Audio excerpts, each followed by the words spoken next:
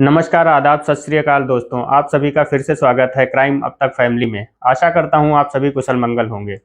आज की कहानी भारत की नहीं बल्कि अमेरिका से है, जहां साइको किलर जिसने बहुत सी लड़कियों और औरतों का कत्ल करने के बाद उनके मांस को बर्गर में मिलाकर सैकड़ों लोगों को खिला दिया और सब आराम से खा भी रहे थे और किसी को इसकी भनक तक न लगी।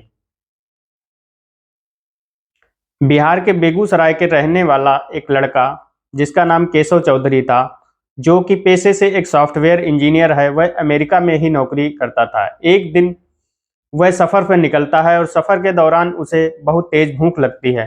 तो वह ड्राइवर से कहता है कि कहीं कोई होटल मिले तो फिर वहाँ पे गाड़ी रोक देना।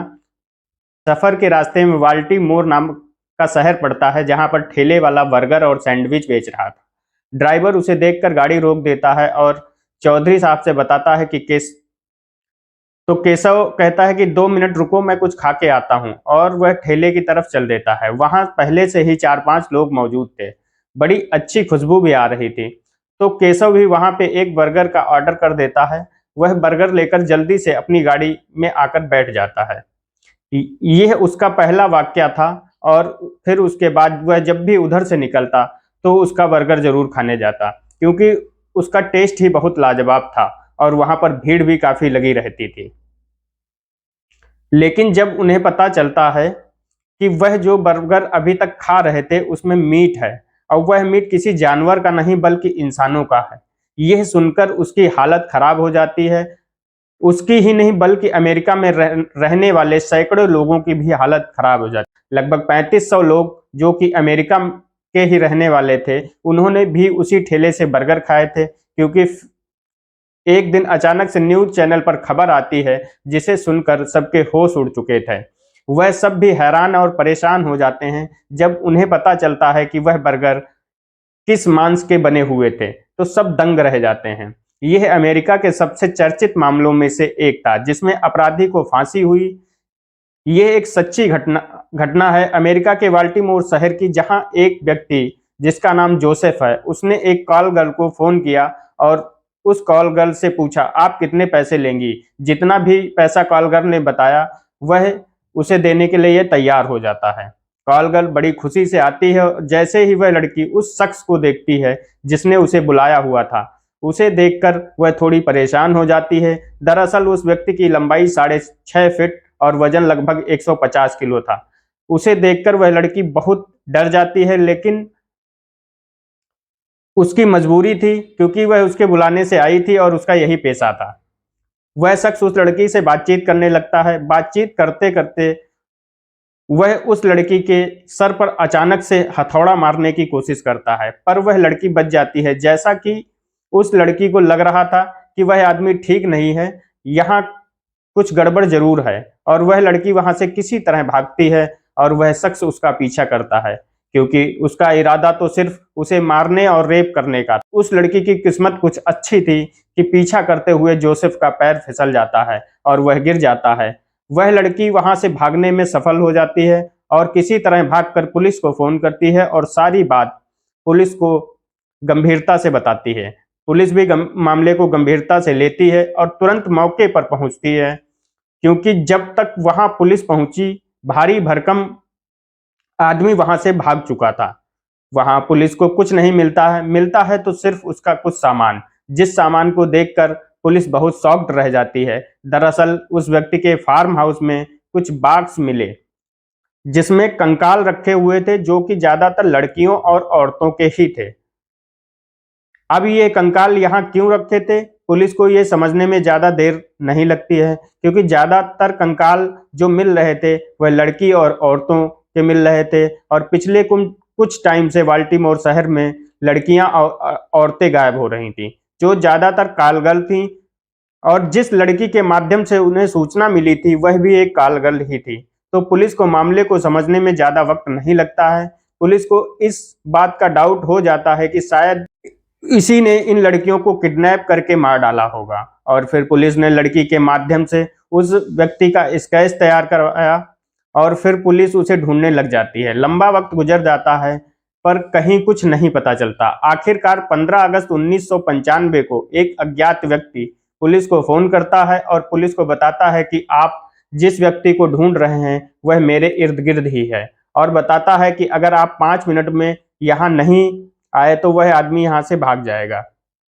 पुलिस तुरंत मौके पर पहुंचती है और उस व्यक्ति को तुरंत हिरासत में लेती है और उससे शुरुआती पूछताछ शुरू करती है। शुरुआती पूछताछ में जो उसने पुलिस को बताया उसे सुनकर सभी पुलिसकर्मी दंग रह गए। दरअसल में वह व्यक्ति पुलिस को बताता है कि उसका जन्म 2 मार्च 1955 को हुआ और कुछ वक्त के बाद उसके पिता का देहांत हो गया था और उसकी मां भी उसे छोड़कर चली गई। वह पढ़ने में बहुत होशियार था और दिमाग का भी तेज था। फिर अमेरिकी सरकार ने उसकी परवरिश की और जब वह बड़ा हुआ तो 1973 में उस लड़के को फौज में जाने का मौका मिला और वियतनाम में उसकी पहली पोस्टिंग हो जाती है और फिर वह वहीं रहता है। उसकी कद काठी बहुत अच्छी थी, दिमाग का भी तेज था। वियतनाम में उसकी नौकरी भी ठीक ठाक ही चल रही थी और अचानक से एक दिन उसका दिमाग घूम जाता है और वह नौकरी छोड़ देता है। फिर वापस आकर वह अपने घर में रहने लगता है और उसे ड्रग्स की आदत लग जाती है। ड्रग्स लेने के साथ ही साथ वह और भी नशे करने लगा।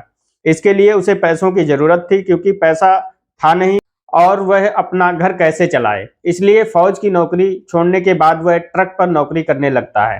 ट्रक पर ड्राइवरी करते हुए एक दिन रास्ते में उसे एक महिला हाथ देती है और फिर वह उसे अपने ट्रक में बैठा लेता है और फिर महिला को समझाने लगता है कि इतनी रात में यह जगह सुरक्षित नहीं है और आप यहाँ क्या कर रही हैं। तो लड़की उसे बोलती है कि तुम्हारे मुंह से तो खुद इतनी शराब की बदबू आ रही है और तुम खुद तो ड्रिंक करके ट्रक चला रहे हो और मुझसे समझदारी की बातें क्यों कर रहे हो। फिर कुछ और बातें होने लगती हैं और बातों ही बातों में दोनों की दोस्ती हो जाती है और फिर कुछ दिन में ही उनमें प्यार हो जाता है और वह दोनों लिविंग रिलेशनशिप में एक साथ रहने लगते हैं। फिर उन दोनों के एक बच्चा भी होता है और जब उनका बच्चा 6 साल का हो जाता है तो जोसेफ को किसी काम से कुछ दिन के लिए बाहर जाना था, इसलिए वह अपना ट्रक लेकर चला जाता है और जब वह वापस लौटता है तो वहां न उसका बच्चा होता है और न ही उसकी पत्नी मिलती है। फिर वह दोनों को ढूंढने की तमाम कोशिश करता है और हर जगह पता करता है, ढूंढता है, लेकिन फिर भी उसे कुछ नहीं पता चलता। फिर एक दिन वह अपने दोस्त को नदी के किनारे बुलाता है और उससे अपनी पत्नी और बच्चे के बारे में बात करने लगता है और फिर बात करते करते अचानक उनकी बात बढ़ जाती है और फिर उनके बीच में झड़प होने लगती है और फिर बातों बातों में ही झगड़ा होने लगता है। झगड़ा इस कदर बढ़ जाता है और वह उस शख्स को मारते मारते मार ही डालता है और ये सब नजारा एक मछुआरा देख रहा था। उसने भागकर उस मछुआरे को भी पकड़ा और उसे भी मारकर उसी नदी में फेंक दिया।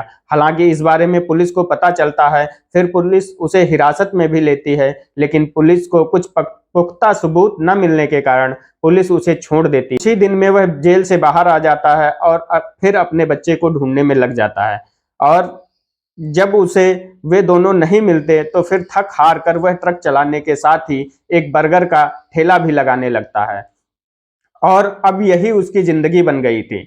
जब वह जेल में था तो उसे वहां पता चलता है कि अगर किसी को मारने के बाद उसकी और लाश को और जिस हथियार से उसको मारा गया है वह अगर ना मिले तो कातिल कभी पकड़ा नहीं जाता है। जान लेना अब उसका शौक सा बन गया था, इसलिए वह कभी कभी कॉल गर्ल्स को बुलाता और कॉल गर्ल्स अक्सर आ भी जाया करती थी क्योंकि उनका काम ही ऐसा होता है। ये शिकार उसको आसानी से मिल जाता था।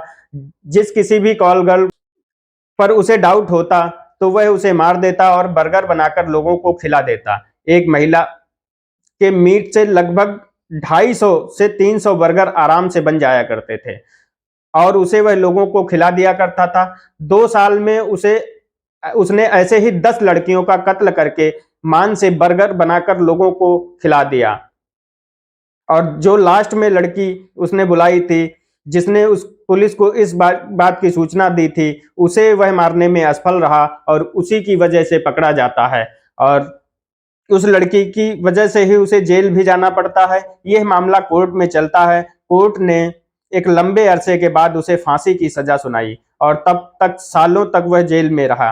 फिर उसे फांसी की सजा हो जाती है। वह जेल में बाकी उसकी करतूतों के बारे में पता चलता है तो उसी के साथी जो उसके साथ ही जेल में बंद थे वह उसे मारते मारते एक दिन मार ही डालते हैं। लेकिन मीडिया में कुछ खबर और ही चलाई जा रही थी और ही लोगों को बताया जा रहा था, लेकिन असल सच्चाई तो कुछ और ही थी। इस तरह से जोसेफ का चैप्टर क्लोज हो जाता है और मीडिया खबर चलाती है कि उसकी मौत हार्ट अटैक की वजह से हो गई। उसके बीवी बच्चे भी उससे कभी नहीं मिलने आए, जिनकी वजह से वह एक मानसिक रोगी बन गया था और उसने कई औरतों का कत्ल कर आम इंसानों को खिला दिया। आज की कहानी में दोस्तों बस इतना ही। मिलते हैं एक नई कहानी के साथ नेक्स्ट एपिसोड में। तब तक के लिए नमस्ते, खुदा हाफिज। कहानी अगर आप सभी को अच्छी लगी हो तो लाइक कमेंट करना ना भूलें और साथ ही साथ चैनल को भी सब्सक्राइब कर लें। धन्यवाद।